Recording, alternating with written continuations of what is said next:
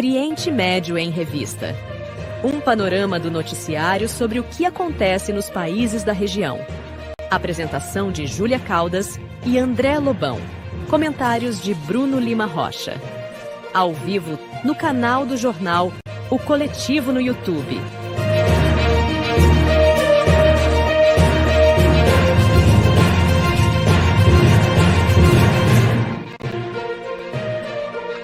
Olá, eu sou André Lobão e comigo estão Júlia Caldas e Bruno Lima Rocha.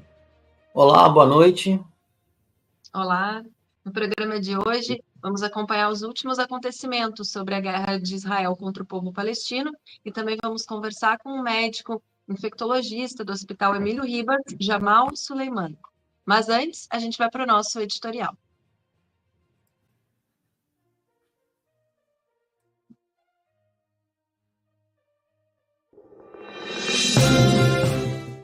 Agora, no Oriente Médio em Revista, editorial.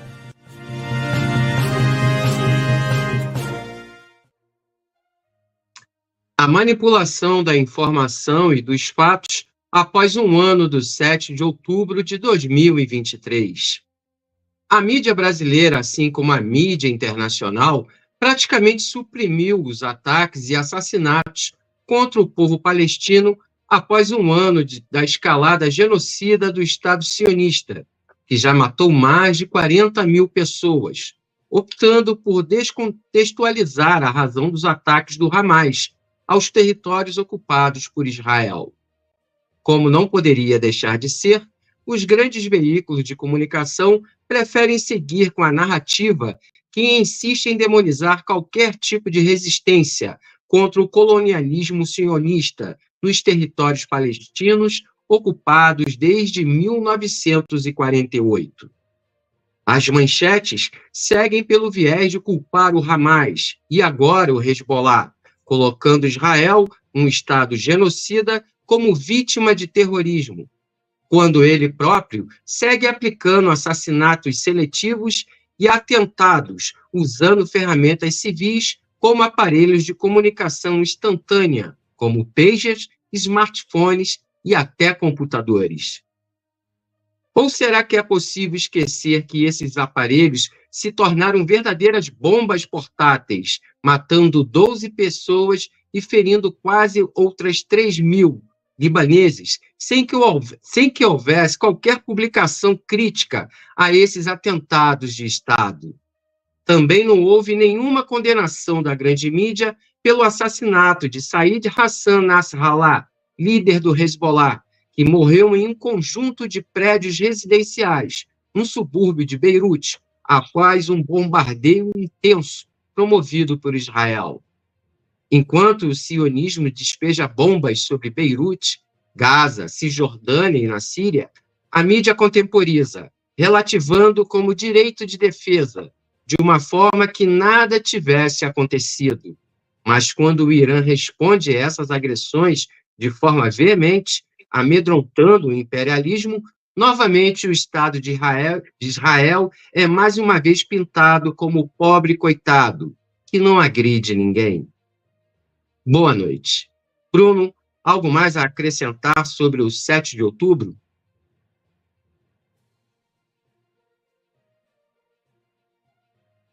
André, vou começar do final, tá? Você citou agora o Nasrallah e o seu martírio e também o alto comando do Hezbollah. São dois tipos de bombas. O peso médio de cada uma delas é 900 quilos. Tem as Mark 84, as Blue 109. O preço básico de cada bomba dessas é R$100 mil, já convertidos à cotação do dólar de hoje. Eu não sei quantas bombas o Estado sionista jogou em Gaza e no Líbano, mas com certeza passaram de 1.000. Então, todo o custo de destruição poderia estar sendo aplicado para a construção ou ampliação de infraestrutura de uma Palestina livre e soberana e de um Líbano que recompusesse as suas fronteiras, porque ainda falta recuperar as fazendas Shebaa. O outro elemento importante é o seguinte: os Estados Unidos eles só faltam apertar o botão.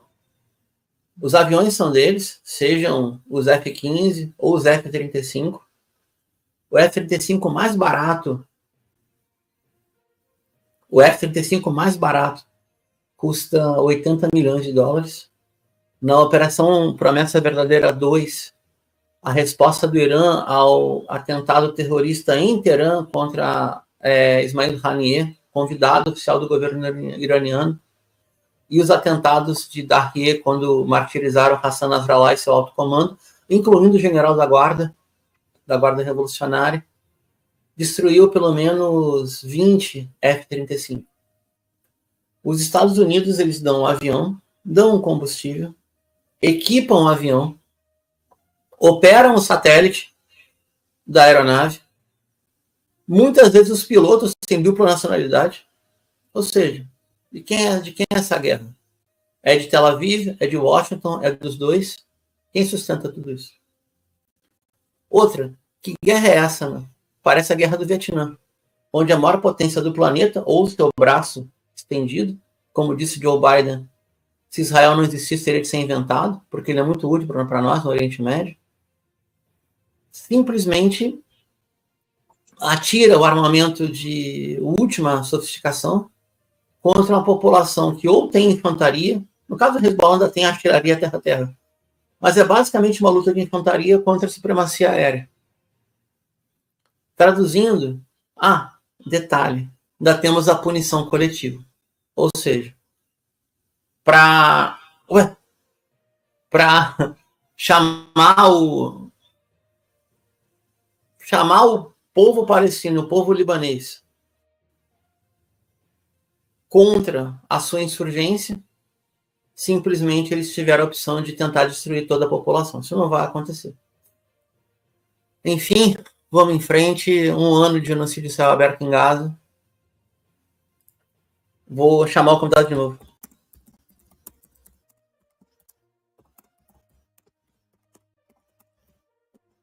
Pessoal, Bom, caiu? O Dr. Jamal caiu. Chamei ele de volta. Isso. Enquanto isso, a gente vai pedindo, pessoal, por favor, chegar no programa, curtir, deixar o like nos canais, canal do Oriente Médio em Revista. Puder botar também o QR Code, Alan, por favor.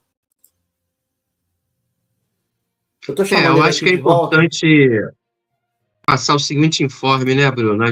A produção do Oriente Médio em Revista necessita de apoio da comunidade que nos assiste, né, com algum aporte, com qualquer tipo de contribuição financeira. E você pode fazer através desse QR Code que está acima aí do Bruno, nos ajudando aí, contribuindo, né, na produção do Oriente Médio em Revista. Nós temos algumas despesas para, enfim, bancar isso aqui, parte técnica também. É muito importante o apoio de vocês. Então, para isso, vocês nos ajudam, né, compartilhando, curtindo, dando o seu like aí, e também nos ajudando de uma forma financeira, contribuindo aí para o nosso Pix, que está aqui acima da minha cabeça. Nos ajude aí e vamos juntos, né, construindo o Oriente Médio em Revista. É isso, André. Também tem o Pix passando aqui na tela, por e-mail, para quem quiser colaborar, além do QR Code. Tá aí, sindasp@gmail.com, é o contato do sindicato que nos apoia aqui com a parte técnica do programa. Então, como diz aqui, né, somos pouquinhos e vamos aumentando, daqui a pouco já estamos em 1.000, daqui a pouco já seremos milhões, então cada R$1 de vocês já faz muita diferença para a gente. Bom, o Bruno chamou de volta o convidado, a gente vai fazer uma apresentação dele, e enquanto isso dá tempo, né, do convidado voltar. A gente vai conversar hoje, então, com o Dr. Jamal Suleiman, médico infectologista do Hospital Emílio Ribas. Graduado em medicina em 1983, no estado de São Paulo, fez sua residência no Instituto Emílio Ribas, de onde não se desligou mais, e no qual atualmente é titular de cargo efetivo. Docente e pesquisador, Jamal Suleiman se destacou nacionalmente no período da pandemia de Covid-19, sendo o infectologista mais requisitado pelos veículos de comunicação por sua atuação no combate à doença. Sua especialização em doenças infecciosas vem desde a residência médica ainda nos anos 80. Nesse período, ele foi convocado para atuar na assistência e identificação da febre purpúrica brasileira, doença até então desconhecida, que incidia no oeste do estado de São Paulo. De lá para cá, até os anos 2010, o Dr. Jamal Suleiman atuou na pesquisa de drogas para o tratamento do HIV e infecções oportunistas, tendo recebido 2 auditorias realizadas pelo Departamento de Saúde e Serviços Humanos dos Estados Unidos. Bem, Júlia, em paralelo, dirigiu e organizou atendimento no pronto-socorro ambulatório e hospital dia do Instituto de Infectologia Emílio Ribas, num momento extremamente crítico da assistência aos infectados com AIDS na cidade de São Paulo. O modelo assistencial Hospital Dia é pioneiro na abordagem humanizada aos pacientes graves, tendo facilitado seus convívios domiciliares e, assim, evitando fechá-los em qualquer ambiente hospitalar. Jamal Suleiman também é um entusiasta da culinária árabe-palestina. Em 2010, deu início à produção da pimenta do Jamal, expandindo também para outros segmentos alimentícios. Quem quiser saber mais sobre esses produtos, pode acessar o site pimentadojamal.com.br. Repetindo, pimentadojamal.com.br. É isso, André. Seja bem-vindo, então, Dr. Jamal Suleiman, e muito obrigada por estar aqui com a gente hoje. Obrigado a vocês, é um prazer estar aqui. Se é que dá para chamar de prazer um ano de genocídio. Na verdade, um ano é muito curioso, né? A leitura do editorial marca bem uma data de outubro do ano passado, 7 de abril. Essas datas, elas têm um papel na memória coletiva do Estado judeu. Cada evento que marca alguma resposta da resistência ao Estado judeu sempre tem uma data, e essa data é repetida ad infinitum, né, em relação a esse evento, como uma estratégia para marcar o seu papel vitimizador constante. Então, esse espaço que a gente está tendo aqui, eu acho fundamental e imprescindível, que a gente precisa romper essa bolha em que a gente está, para mostrar concretamente a repetição de um evento que, inclusive, aconteceu com os judeus na Noite dos Cristais, né? Então, esse tipo de situação que uma população viveu num determinado momento da história se repete não mais na história dos cristais, mas num evento de muito maior impacto, gravidade, e num espaço muito curto de tempo, a aplicação da sua estratégia de eliminação de uma população num determinado território. Então, eu acho que é bom estar aqui, é muito importante a gente falar. Eu, obviamente, não tenho nenhuma isenção, porque eu sou filho de palestinos que vivem a diáspora, que chegaram aqui no Brasil. Meu pai chegou em 57, desculpa, e fugindo de uma situação grave, né, de ausência de qualquer perspectiva naquele território, marcando o início da Nakba. Então, eu conheço razoavelmente bem essa história desse povo, no qual eu, obviamente, estou incluído. Doutor Jamal, aproveitando esse seu breve relato, já que, né, o senhor tem origem palestina, se o senhor pudesse nos comentar de onde vem a sua família, para onde foram aqui no Brasil em primeiro momento e por que se estabeleceram aqui? O meu pai, ele é de uma cidade chamada Silwad, que fica a alguns quilômetros de Ramallah. E minha mãe é de Jericó. Riha, em árabe, né? E o meu irmão mais velho nasceu em Haifa. O primeiro a sair desse lugar foi meu pai, como todo mundo, e isso até repercute na história da pimenta, né, que vocês falaram, que é até meio estranho isso estar aqui nesse contexto, mas porque na bagagem do meu pai veio só uma história, não veio nada. Ele sai de lá com um passaporte, que, aliás, eu tenho uma parte dos seus documentos aqui. Isso aqui é a entrada dele de registro de estrangeiro aqui no país. E ele entra, para no Porto de Santos, porque havia aqui um que imigrou antes dele, que é um primo dele. E, ao chegar aqui, ele parou em São Paulo, Meu pai falava inglês, porque lá já era um protetorado, né? Curioso até o nome, protetorado, olha que maluquice, né? Britânico.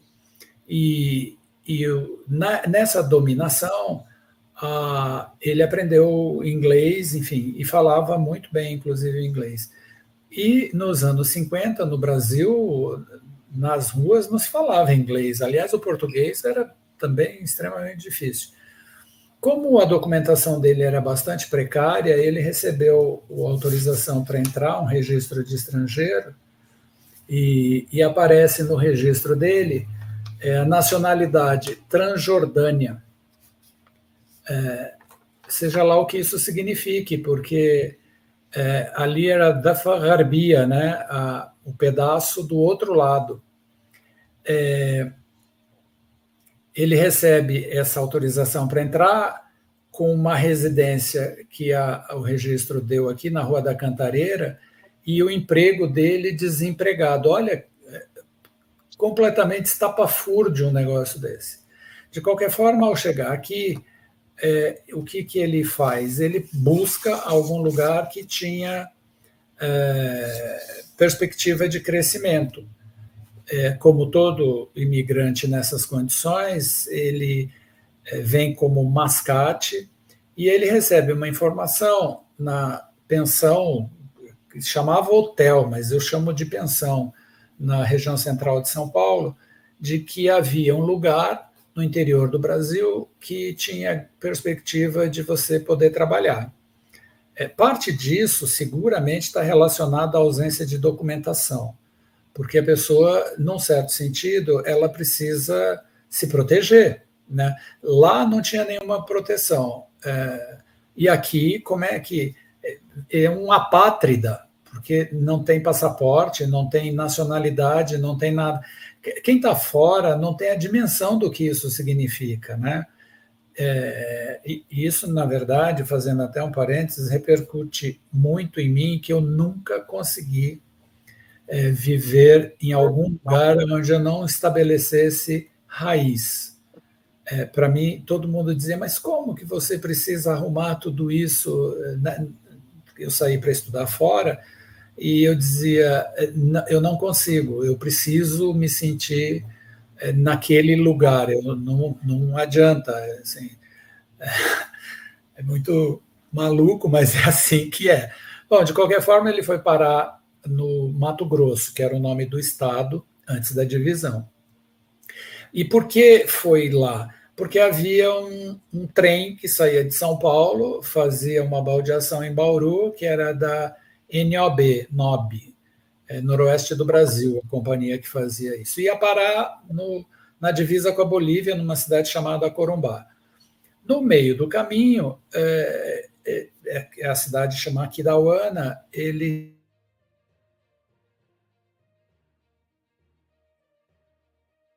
Opa, certo. Nosso convidado caiu. Tá. Vamos aguardar. Enquanto de fato, ele não tem uma colônia palestina no Mato Grosso, Bruno? Oi, voltei. Oi, Opa. voltou. Opa, Nossa. então, vamos seguir. Só parou em Aquidauana quando seu pai saltou do trem. Aí ele desce e se fixa lá, porque conseguiu arrumar um espaço nesse lugar, né? Essa parte da história, de verdade, eu tenho dificuldade em entender, mas eu imagino que o que aconteceu foi que durante esse trajeto alguém deve ter dado uma informação para ele. Ele nunca falou sobre isso. Provavelmente tem um trauma de refugiado nessa história. E aí ele acaba desembarcando nesse lugar. Era uma cidade próspera, né? Era uma área interessante de conexão da Paraguai e Bolívia, né? Aliás, ali é um pedaço do Brasil que foi Paraguai, inclusive, uma área muito próxima dali. Enfim, ele ficou ali e ali ele se estabeleceu. A primeira providência dele foi contratar uma professora para aprender português.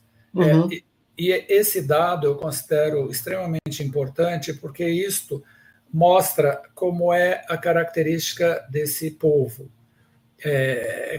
cuja existência representa uma ameaça, inclusive para as outras nações árabes, pela sua capacidade de resiliência e por alcançar, faz da educação um pilar da sua existência, né?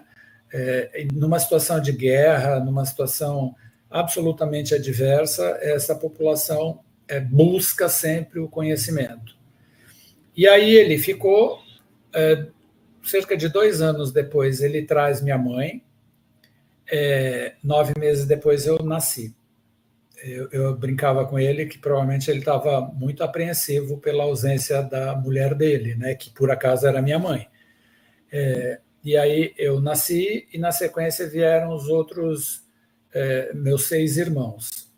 O mais velho tinha ficado lá nesse lugar, e aí ele, quando completa 18 anos, ele vem para cá, para o Brasil, ele termina o ensino lá e vem para o Brasil. Nesse ínterim, como era o processo de entender o que estava acontecendo naquele pedaço? Porque lá ficaram irmãos, meus tios, que eu acabei não conhecendo, parte deles morreu sem que eu pudesse ter acesso, porque a gente nunca pôde ir até lá. Não porque não houvesse condições de adquirir bilhetes aéreos, essas coisas assim, mas porque no momento em que eu pude ir, por exemplo, em que, na verdade, eu resolvi assumir o risco de entrar naquele estado, eu tive uma experiência muito ruim. Eu fui revistado no Aeroporto Internacional de São Paulo pela polícia israelense. Que horror! Que horror! Eu brinco que nem um judeu famoso chamado Franz Kafka conseguiria imaginar uma situação tão maluca quanto essa. Né? Que ano foi isso, doutor? Foi em 96. 2 vezes, inclusive, isso aconteceu. Eu fui retirado da sala de embarque porque meu nome completo é Jamal Muhammad Abdelhamid Suleiman. Eu tenho sobrenome muçulmano, embora eu seja ateu. E aí, mas isso pouco importa, né? Porque meu nome é um nome muçulmano. Ele completamente é muçulmano. E ao ser retirado, eles me levaram, e aí eu pude entender um pouco dessa dinâmica, né, de opressão, não estando naquele território, porque eles me levaram para uma sala dentro do aeroporto, me fizeram ficar nu,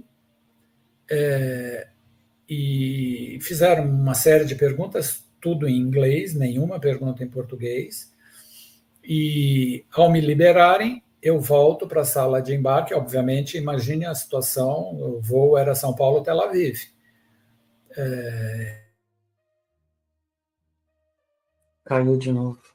Aí de novo. André, enquanto Que história, o Dr. Bruno, Jamal não porque volta, você já mostra, isso já mostra que há tempos o Estado sionista, né, com seus agentes, já operam aqui dentro das instituições brasileiras, não é isso? André, Alfandegárias, é uma história.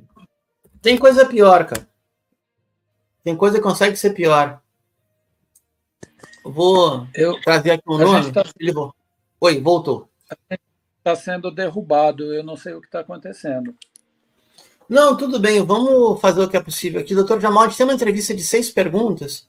Vamos, se o senhor concordar, vamos intercalando também? Passar para o André novamente? Oi, por favor. Só para encerrar essa parte, e ao chegar naquele território, mais uma vez, a gente acabou sendo submetido a uma situação de pressão psicológica para poder adentrar. E o que eu ia dizer é que eu sequer ia ficar lá, né? Porque uma parte dos parentes imigraram para Jordânia, que é um território que, durante um período, ficou responsável pela gestão das questões palestinas, incluindo a parte civil dessas populações. Então, eu reconheço uma boa parte, sem me vitimizar, de como é o cotidiano de quem vive naquele pedaço. Bom, pessoal, vamos curtir aí o programa, já estamos com 26 minutos, né? Nesta edição, a gente pede aí seu like, também compartilha aí em suas redes, contribua conosco aí também, utilize aí os comentários do chat, o superchat, enfim, e contribua também a partir do nosso Pix aí, que está passando na nossa tela embaixo aqui no verdinho. Bom, doutor Jamal, o senhor teve um papel fundamental durante a pandemia do coronavírus, ao longo dos anos de 2020 e 2021. Poderia nos contar as maiores dificuldades e desafios do ponto de vista científico naquela época, naquele período? E, se puder ampliar o debate, como foi ser médico infectologista enquanto o país vivia sob um governo negacionista e, além de tudo, aliado dos sionistas, né? Eu acabei virando persona não grata, né? O que para mim virou uma parte como se fosse um PhD. Eu atribuo essa titulação como um prêmio. Durante a pandemia de Covid, eu não mudei absolutamente nada daquilo que eu faço há 40 anos como um infectologista. Que eu acho que eu cansei de falar isso, inclusive, durante a pandemia, porque uma das coisas que eu uso como meu mantra é que, se você instrumentaliza do ponto de vista de conhecimento a pessoa que você cuida em saúde pública, você consegue mudar várias coisas em saúde pública. Então, foi exatamente o que eu fiz. Eu nunca pedi para fazer aquilo lá, mas quando todo esse processo começou, em que a gente teve, na gestão do Ministério da Saúde, um esvaziamento, um desmonte, e como alguém que lida com isso, eu percebi que a gente estava correndo um risco muito grande, né, de perder pessoas importantíssimas, que era meu vizinho, minha família, meus amigos. Quer dizer, é impossível você não ser empático numa situação dessa. E, ao perceber isso, a gente foi para frente para pontuar que, primeiro, nós não estávamos inventando a roda.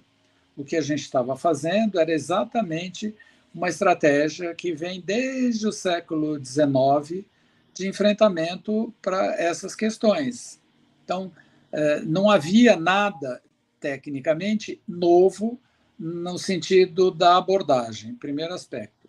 Segundo, que era determinante você ter vacina, porque, considerando o aspecto técnico da doença, que é uma doença de transmissão respiratória, Para você quebrar a cadeia de transmissão, você estabelece barreiras, isolamentos e vacina. Nenhuma novidade nesse tripé. Só que a gente tinha um sujeito que eu chamei inicialmente de sociopata. E muita gente dizia, não, ele é um psicopata. Não, psicopata é um sujeito passível de tratamento terapêutico e ele pode sair dessa condição. Um sociopata, não. Esse é o perfil desse sujeito.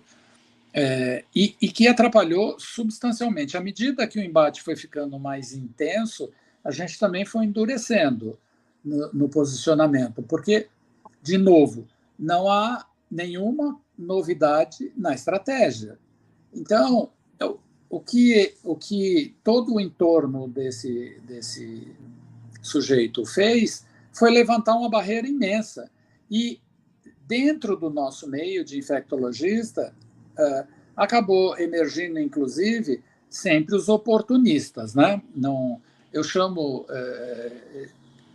são os corvos, né? Não tenho nada contra corvo, mas é uma figura, é uma metáfora bem interessante para esse tipo de situação.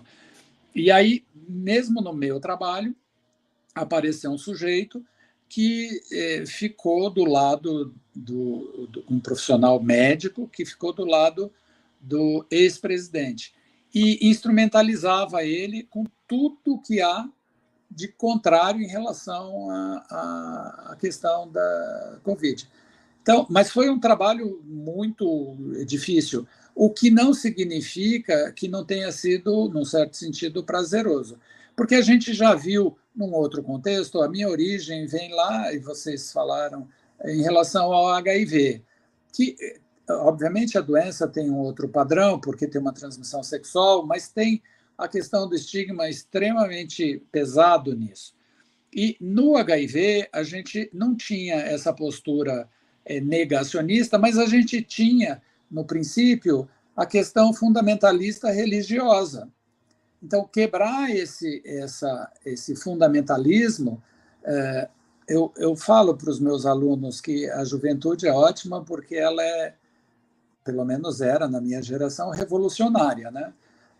O indivíduo falava alguma coisa, eu vinha com tudo. Eu conto, inclusive, uma passagem num programa de televisão que a gente tinha que ir várias vezes, eu ia para orientar como é que pegava, como é que não pegava o HIV, e aí as perguntas eram sempre as mesmas. E teve um momento que começou a surgir na sociedade de que o HIV era transmitido por picada de inseto.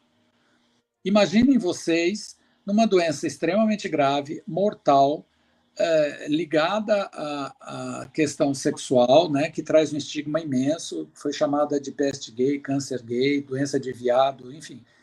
E aí essa pergunta recorria e eu sempre, na maior tranquilidade, respondia, na última vez, nunca mais nos chamaram para falar sobre isso. Veio a pergunta de novo, na época que ainda o telefone era de bancada, e eu respondi no ar, ao vivo, doutor, é verdade que a picada do pernilongo transmite HIV? E aí eu respondi, olha, existem várias picaduras que passam, com certeza essa não passa. Acabou a brincadeira. Assim, porque esse tipo de comportamento, para doenças infecciosas, ele não é novo, ele é sistemático, a doença é sempre do outro. É um pouco o que os sionistas e judeus, né, porque nem todo sionista é judeu, mas quase todos os judeus são sionistas. Esse comportamento não é incomum. Então, para você vencer essa barreira, você, às vezes, precisa jogar um pouco mais pesado, que foi o que a gente fez em relação à pandemia de Covid. E, no fim, eu acho que a gente conseguiu minimizar substancialmente o impacto, ainda que tenhamos perdido um contingente obsceno de pessoas. Que eu acho que a grande catástrofe foi essa. Mas, no frigir dos ovos, a gente conseguiu ultrapassar esse período, mudamos, né, tiramos esse sujeito de lá e a gente reconstruiu o Ministério da Saúde reconstruiu o Programa Nacional de Imunização. Doutor Jamal, primeiro bem-vindo agora, né? Comentei com o presidente da FEPAL ali de Rabat, que seria nosso entrevistado hoje, ele te manda um fraterno abraço. Minha pergunta ainda é na área médica. O senhor não é uma exceção dentro das coletividades árabes, ou seja, tem muito patrício que tem destaque no meio da medicina. Eu tenho duas perguntas, acho que como o senhor já respondeu sobre a questão da educação, mas a que se deve tantos descendentes dedicados ao ramo da saúde? Essa é a pergunta, a parte fácil da pergunta. A outra é um pouco mais delicada.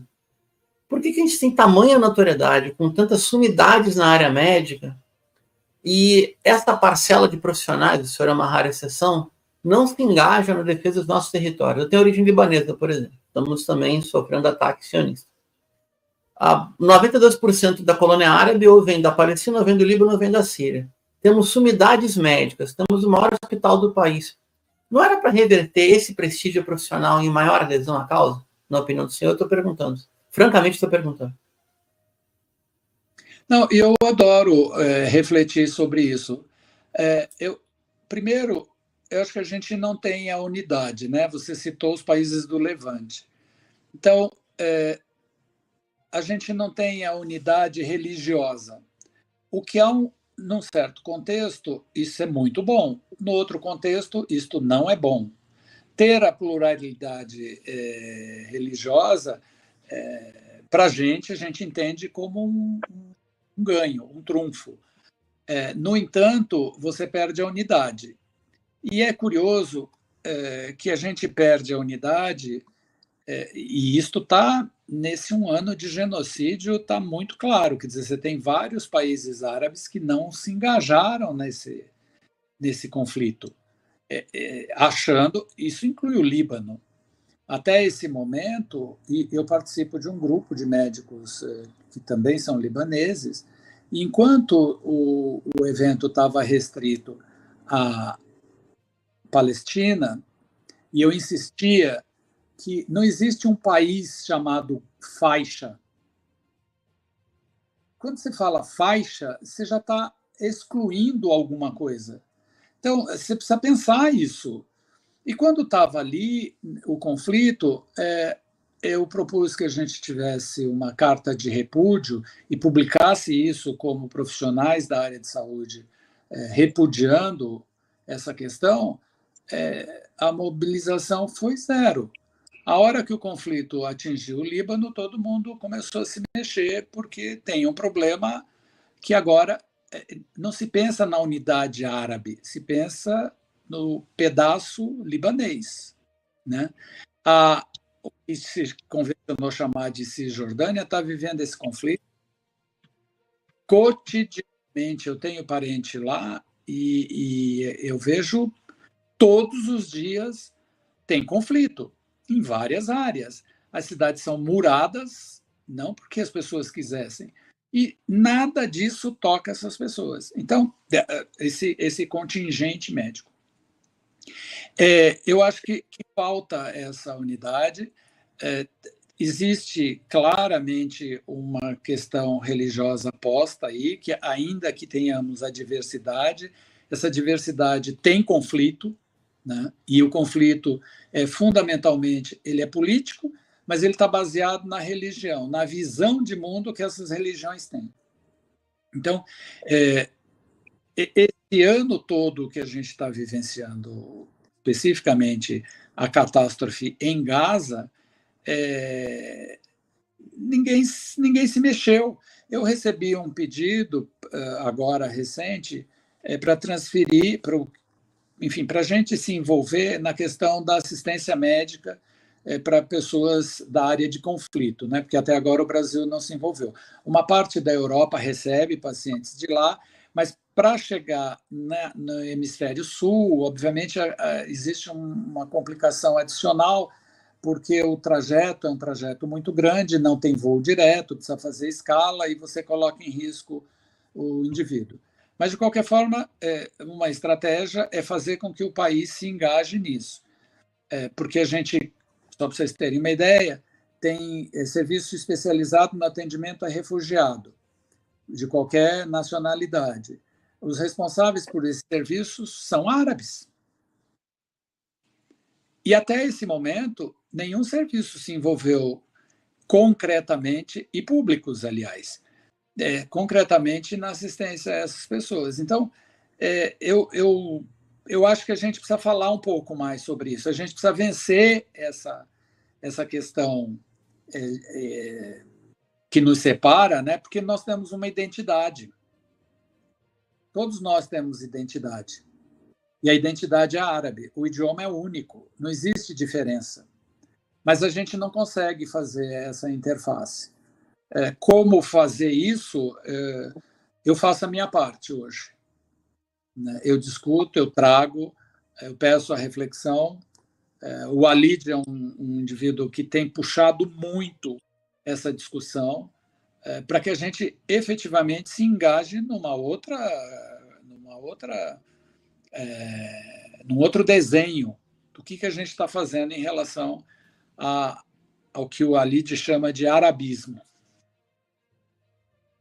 Perfeito. Júlia, antes de passar para você, só lembrando que a gente está entrevistando o Dr. Jamal Suleiman, filho de palestinos, palestino da diáspora, uma das autoridades máximas do setor de infectologia no Brasil, médico do Hospital Emílio Ribas. Esse programa também se dedica a conversar com os filhos e filhas da diáspora. Também tem essa projeção. Não só narrar os acontecimentos que ocorrem no oeste da Ásia, que o inimigo chama de Oriente Médio, mas também trazer a reflexão, a discordância, o debate franco, aberto e democrático dentro da colônia árabe no Brasil, com maior ênfase na colônia palestina. Vamos dar sequência, por favor? Vamos lá, então. Mais uma questão, doutor Jamal. O senhor comentou agora a respeito da religião, como uma das dificuldades, né, para a gente ter essa união em relação aos profissionais da saúde pela causa palestina. Em relação às famílias, o senhor percebe muita dificuldade para organizar essas famílias? É muito difícil organizar esses grupos na diáspora? Como que o senhor vê para além dos profissionais da saúde?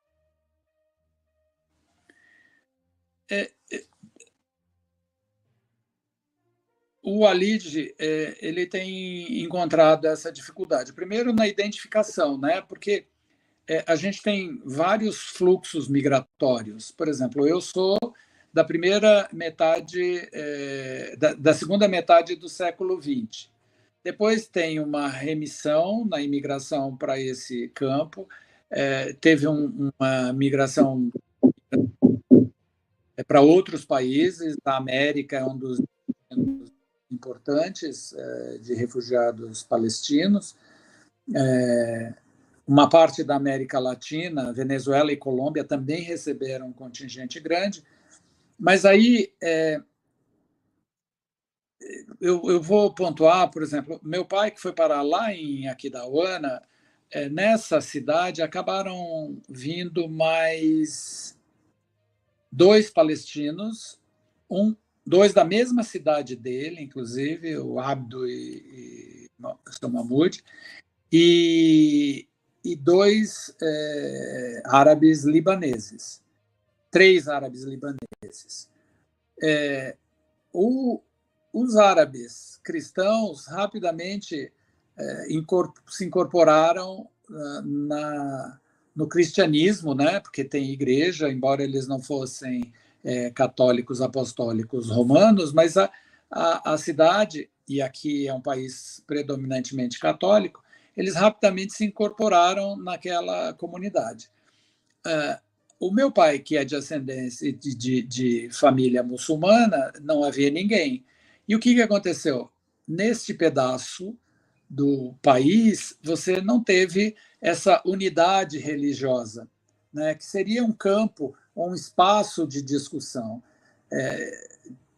dos seus problemas. O que acontecia? Então, a reunião era feita na minha casa, algumas vezes, ao redor de uma mesa. Mas uma mesa de comida árabe não é um lugar de discussão política. O espaço religioso é um espaço de discussão política e de poder, inclusive. Então, esta geração, eu fui criado, eu digo, eu nunca vi meu pai rezar. Embora dentro de casa a gente tivesse uma Bíblia e o Alcorão. Tampouco eu vi minha mãe fazer qualquer tipo de oração. A gente não tinha ideia de onde era Meca, porque nunca isso aconteceu na minha casa. Então, eu vejo que tem, sim, uma dificuldade, principalmente em centros pequenos, onde a primeira leva de imigrantes acabou se estabelecendo. Vocês devem saber que o lugar onde mais veio imigrante foi Recife, né? Não foi esse pedaço daqui. A maior concentração de palestinos foi no Nordeste, especificamente na cidade do Recife. Hoje, se você pegar, essas pessoas estão completamente incorporadas à comunidade brasileira e perderam a sua identidade. Então, esta nova leva que imigrou nesses conflitos intensos, que são recorrentes, uma parte foi parar onde já tinha uma comunidade, inclusive religiosa, estabelecida. Que pedaço foi esse? Foz do Iguaçu, por exemplo. Então, ali é um espaço onde você tem a possibilidade de comunicação. Uma parte está em São Paulo, que é um pouco mais dispersa, né? A gente tem 3 ou 4 espaços aqui de convivência dessa comunidade, embora a comunidade seja maior, mas não é desagregada, porque eu acho que não é essa palavra, mas não tem efetivamente como é o espaço judeu, por exemplo, que em cada bairro tem uma sinagoga, né? E esse é um espaço de discussão, é um espaço de encontro, é um espaço de convivência que a população árabe, especificamente da Palestina, não dispõe. Então, eu acho que isso não é o único determinante, obviamente, mas é um determinante bastante importante quando você precisa ter os seus pares para conversar, para interagir, para discutir. Eu tenho uma leitura muito focada nisso. Talvez porque eu lido com saúde pública, né? E eu acho que na saúde pública esses espaços eles são fundamentais, né? Você conversar sobre determinados assuntos. Então, eu acho que um caminho seria tentar agrupar isso de maneira mais organizada. Bom, pessoal, é importante lembrar que o Oriente Médio em Revista também está sendo transmitido simultaneamente nos seguintes canais: o canal da Geopolítica, TV GGN, o Coletivo, Brasil de Fato Rio Grande do Sul, o nosso próprio canal, Oriente Médio em Revista. Enfim, você que está aí curtindo, assistindo esse programa, acompanhando essa edição, vai lá dar a sua curtida. Por exemplo, na Voz do Trabalhador, a gente está com uma audiência de 150 pessoas, e no momento a gente só tem somente 60 curtidas. Então, você que está acompanhando aí, manda aí aquele like que é muito importante para a gente. Além disso, também a gente pede a sua contribuição, o seu apoio aí, a partir do Pix, que nós estamos disponibilizando aqui, o Pix do Sindasp. Você ajudando com R$1 já vai contribuir bastante pela causa e pelo nosso trabalho. Bom, doutor Jamal, em relação ao genocídio a céu aberto em Gaza, que ontem, segunda-feira, completou 1 ano. O Estado sionista, através de bombardeios financiados pelos Estados Unidos, destruiu praticamente todas as instalações médico-hospitalares de Gaza, quase todo o setor de saúde. Quais as consequências para as gerações de sobreviventes, considerando que o apartheid não vai eliminar toda a população palestina? Como é que fica a situação da área de saúde? Para quem vai sobreviver a isso, né?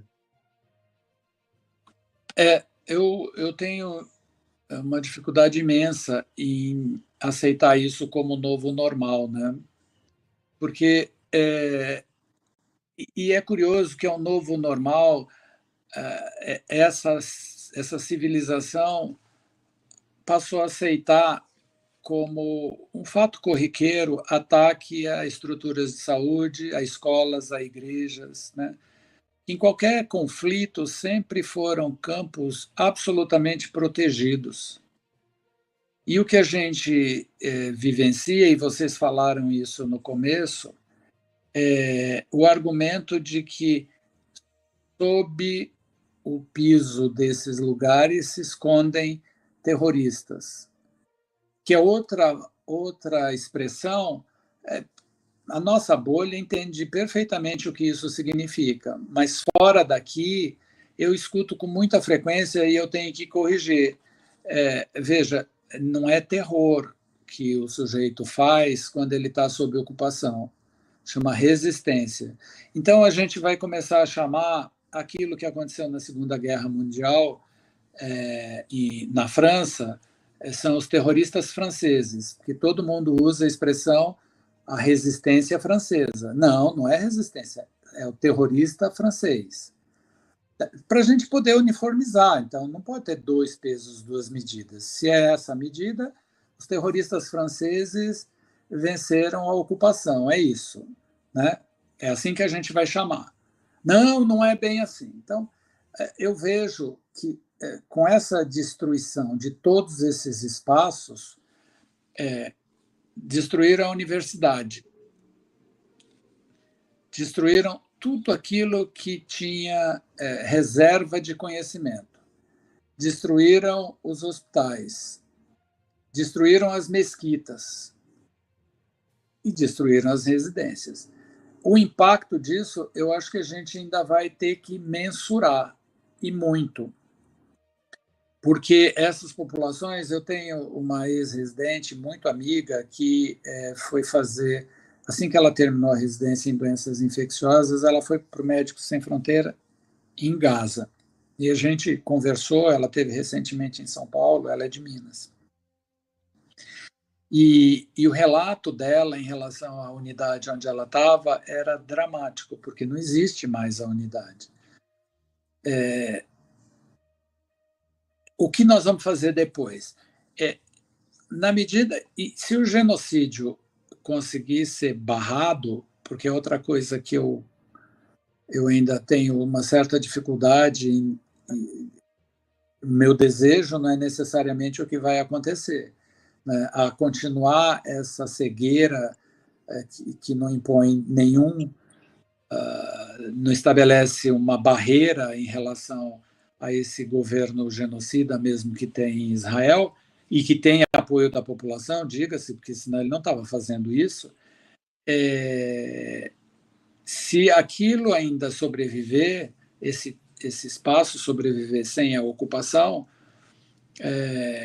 a gente vai ter muito tempo ainda catástrofes humanitárias, porque nós temos inúmeras doenças infecciosas que são as que vão matar essas pessoas num primeiro momento. Vide a questão da poliomielite, né? Que uma parte da sociedade se organizou porque poliomielite, o vírus da polio selvagem, a transmissão dele interhumana se dá através do contato com fezes que estão que contaminam vários recursos hídricos, que lá é bastante escasso. Então, só conseguiu vacinar aquilo porque, obviamente, o outro lado do muro tem muito receio, porque esse vírus se espalha muito rapidamente. Não foi uma atitude humanitária, foi uma atitude de defesa, inclusive, do agente que ocupa.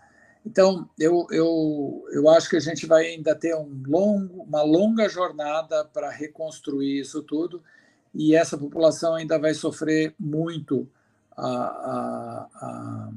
o impacto dessa catástrofe. Doutor Jamal, seria a nossa última pergunta, mas na resposta anterior o senhor já entrou naquilo que eu iria perguntar, né, a respeito do se caso o genocídio termine, o que fazer depois. Então, pedir para o senhor ficar à vontade para a gente se despedir e pensamentos finais e pensar em voz alta aqui com a gente, né? Vamos supor que um dia realmente a Palestina consiga se libertar do rio ao mar, acabar o apartheid, um homem e uma mulher um voto, não tem mais supremacismo. seria possível a gente elevar as condições sanitárias da população árabe, que foi tão empobrecida, na experiência do senhor, em uma geração, em 20 anos, em 10 anos, uma recuperação dessa daria, vamos supor, com abundância de investimento e sem problema de repressão, em quanto tempo seria possível retomar uma boa condição sanitária? E se tudo, o dia que a gente ganhar, o dia que a Palestina for livre? Olha, as condições da África do Sul são diferentes das condições da Palestina, obviamente, né? Mas tem uma coisa na África do Sul que eu acho que vale a pena chamar a atenção, que era a questão do HIV, né? Depois da queda do apartheid na África do Sul, o HIV comprometia um contingente obsceno de pessoas ali.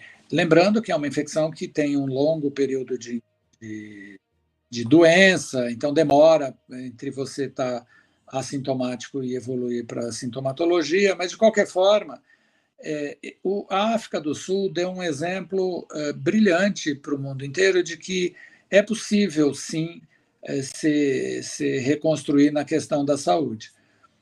E eles, em uma década, conseguiram minimizar o impacto dessa infecção na sua população, porque o agente opressor, o que ocupava a África do Sul, se ele estivesse lá, obviamente ele não ia impedir hipótese alguma, porque a população acometida é a população preta. Então, que diferença ia fazer? Morrer preto e morrer qualquer tipo, uma mosca, não é diferente.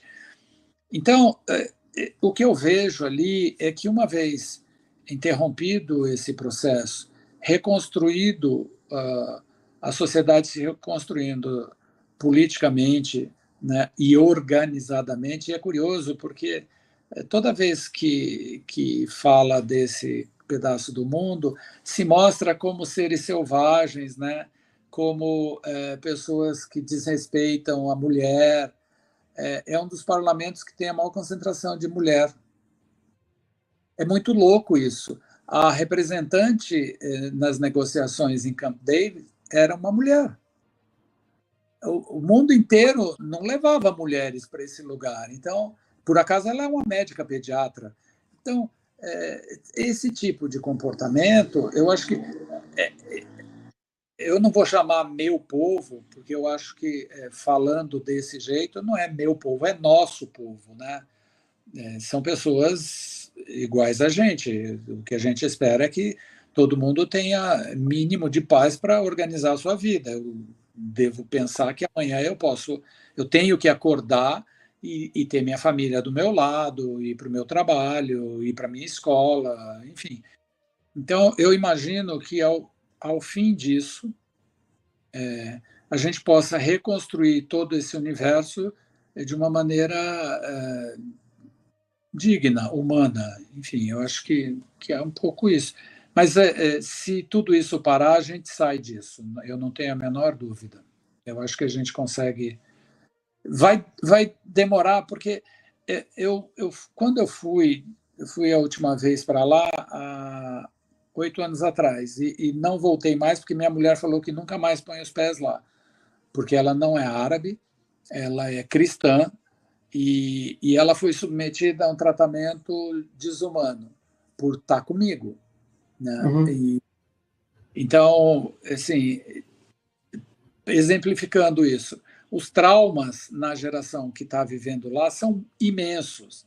Ela consegue ter um dia de sossego. Para a gente parece simples, né? Mas é a mesma coisa, por exemplo, da África do Sul, em que o preto não podia entrar em espaços de branco. Lá, o palestino não pode entrar em nenhum espaço, absolutamente nenhum espaço que tenha israelenses, né? Então, você imagina você viver numa situação dessa todos os dias há 70 anos. Não dá. Perfeito. Doutor Jamal, obrigado. Obrigado pela longa entrevista, obrigado pelo depoimento. A gente tem certeza que vai repercutir bastante. Obrigado, boa noite para vocês e contem comigo. Tá, muito obrigado. Boa noite, doutor. Um abraço. Boa Obrigada. noite. Então, a gente acabou de ter essa conversa com o Dr. Jamal Suleiman, que é médico infectologista do Hospital Emílio Ribas, e agora a gente vai, então, para um rápido intervalo, e na volta o Bruno vai comentar algumas notícias recentes sobre a guerra e o genocídio na Palestina. A gente vai para o intervalo e já volta.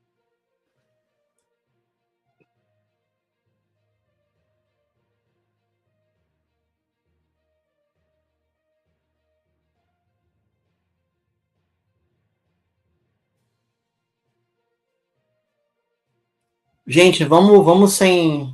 Travou lá no Raiz. Alan, vamos sem trilha mesmo. Vamos lá, rapidinho.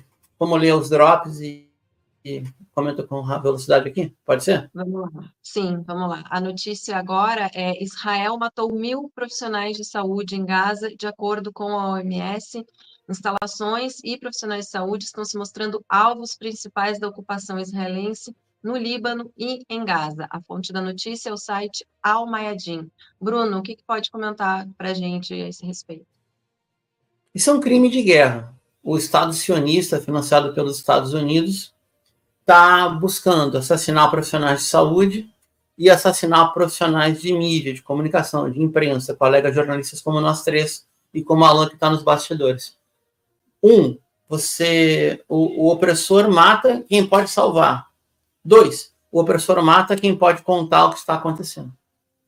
É literalmente isso, é um apagamento vivo da chance de sobrevivência de 2 milhões de pessoas. É a punição coletiva no mais extremo. Sem contar que os bombardeios visando hospitais, escolas e lares visa matar mulheres. Por que visa matar mulheres? Isso é terrível. Para que não tenha mais reprodução nessa população. É literalmente por isso. É um genocídio. É o Holocausto palestino. É impressionante, a gente tinha informações, aprendeu ao longo da vida, da história, né? Em filmes, principalmente, o que foi o horror nazista, né? E, literalmente, esse horror se reproduz hoje na Palestina e no Líbano, através do Estado sionista, através de Israel. Bom, eu vou seguir aqui com uma nota. O comissário-geral da Agência das Nações Unidas de Assistência aos Refugiados da Palestina, Felipe Lazzarini, descreveu Gaza como abre aspas, cemitério para dezenas de milhares de palestinos, incluindo um grande número de crianças, após um ano de violência intensa. Os comentários do comissário vêm enquanto a ofensiva israelense continua com o apoio dos Estados Unidos.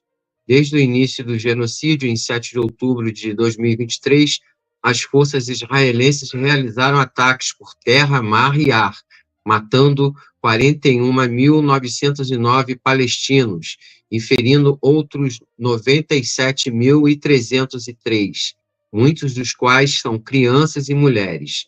O relatório da Organização Mundial da Saúde também abordou a situação no Líbano, onde 36 ataques a instalações de saúde foram verificados desde outubro de 2023. Mais de 2.000 civis libaneses foram mortos e quase 10.000 ficaram feridos em ataques israelenses no país. Bruno, algum comentário? André, vamos seguir. Meu comentário faço nossas as palavras do Hezbollah. Hezbollah promete continuar apoiando Gaza até o último suspiro. A fonte também é Al Mayadin. O Hezbollah emitiu uma declaração por meio de sua sala de operações em resposta à contínua invasão militar israelense no Líbano, em Gaza, prometendo que a luta contra a ocupação sionista vai continuar até o fim da guerra em Gaza. A declaração reafirmou a preparação do grupo e a capacidade aprimorada de suas forças de mísseis, alertando a ocupação israelense de que quaisquer novos ataques ao Líbano seriam respondidos com retaliações intensificadas, reiterando as declarações do vice-secretário-geral do Hezbollah, o Sheikh Naim Qassem. Eu vou só seguir aqui, André. Não, segue, por favor, André, é meio longo aqui. Pode seguir, por favor. O Sheikh Qassem enfatizou nesta terça-feira a prontidão do Hezbollah para atacar qualquer lugar na Palestina ocupada. De acordo com a declaração, as capacidades do Hezbollah seriam direcionadas pela liderança da resistência por meio de um sistema de comando e controle que se desenvolveu para se tornar mais forte e resiliente do que antes. O Hezbollah declarou também que possui capacidade de atacar a ocupação israelense de maneiras e locais inesperados, observando que seus ataques em territórios ocupados não se limitariam a mísseis ou drones. A declaração ainda destacou as batalhas ferozes em andamento no sul do Líbano, onde os combatentes do Hezbollah continuam resistindo às tentativas israelenses de avançar para as aldeias libanesas, perto da área de fronteira. Dando sequência, hoje mais cedo teve também um discurso televisionado em comemoração ao aniversário da Frente Libanesa de Apoio à Faixa de Gaza, e quem concedeu esse discurso foi o Sheikh Naim Qassem. Ele tranquilizou a base popular da resistência, afirmando, abre aspas, não temos nenhuma posição vaga, todas as posições estão preenchidas, o Hezbollah está operando de forma ordenada, em total prontidão, fecha aspas.